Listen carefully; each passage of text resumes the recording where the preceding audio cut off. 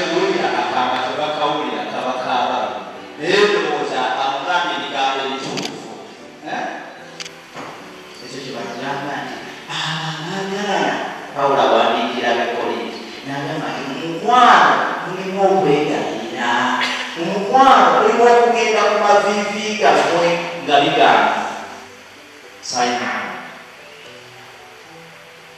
Kyede buli omu aligire munne kyekitegeeza okugenda ku maviivi mukwegayirira ne mukwetonda si bwe kiri bannaani mukwegayirira ne mukwetonda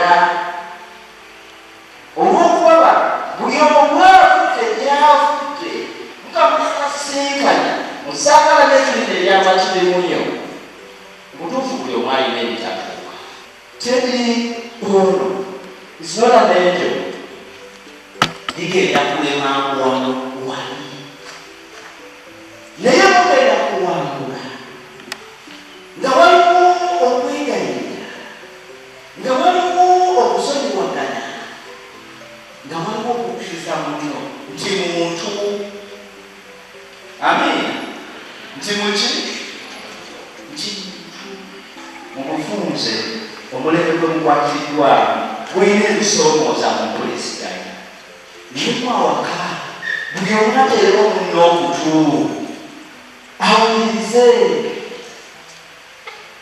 Kyedi omanye akadde akalungi amukwatamu batugambye tolinda kadde ako Kyedi ebigambo bibe bigambo naye ate bibe babitono nga bizimbamu ababiri abeera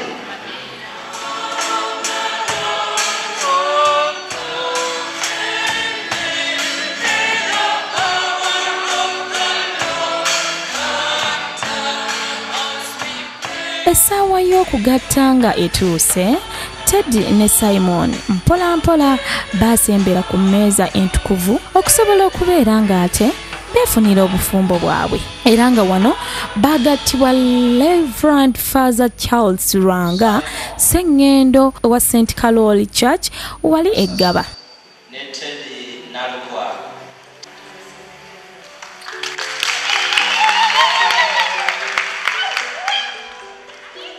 mwetegese obutaswaza bufumbo nga mwagala era nga buli omu asaamu n'ekitiibwa obulamu bwammwe bwonna.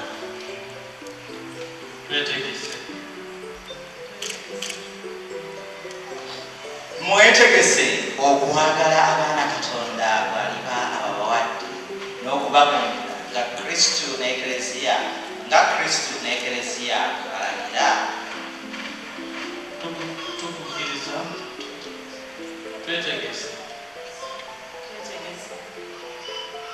Anti mwagala okuba ekiragaano ekitukuvu eky'amatirimunyo. Kale mwanyina w'omugole mu linnya ly'abazadde mwana munno mukwase munne eyeerondedde omuko. Saba obweyojje kadde kano ensonga zigende mu maaso. Wasamanyinaze wangulu kwabutedde omukuumi nga bulijjo bwembaga mukuli obuzibu bwonna butuukirira.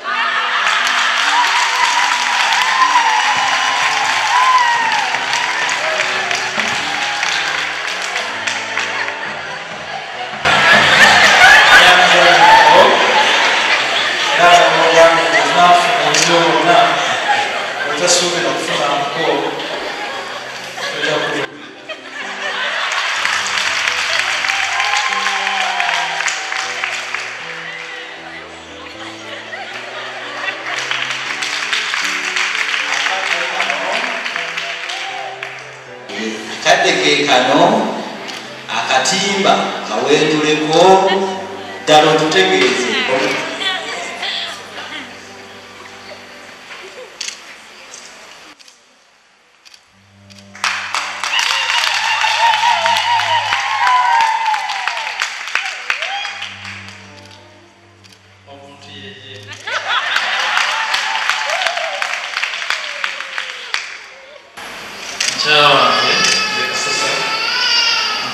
Gwe obere omukyala wange Mpulaganya okwagala n'okunywererako mu bulungi ne mu bubi, mu bugagga ne mu bulwadde ne mu bulamu, era mpulaganya okukussaamu ekitiibwa ennaku zonna ez'obulamu bwange.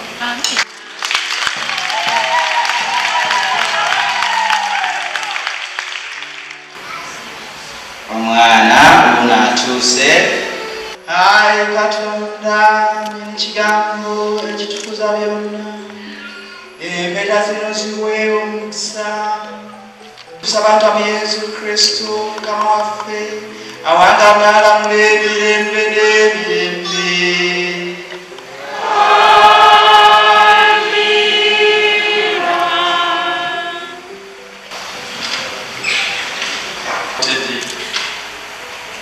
Nandika empeta eno otegeere nti mwagala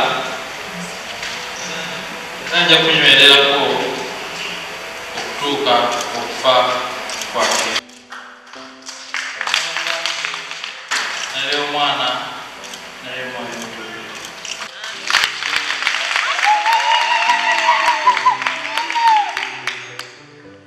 kunandika empeta eno bategeere nti mwagala era nja kunywerera okutuuka okufa.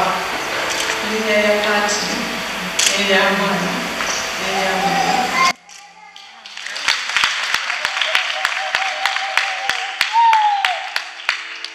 Abantu ba Katonda Eklezia kuŋŋaanye, nina omukisa okubanjulira omwami n'omukyala Kasasa abagattiddwa mu Eklezia Katonda.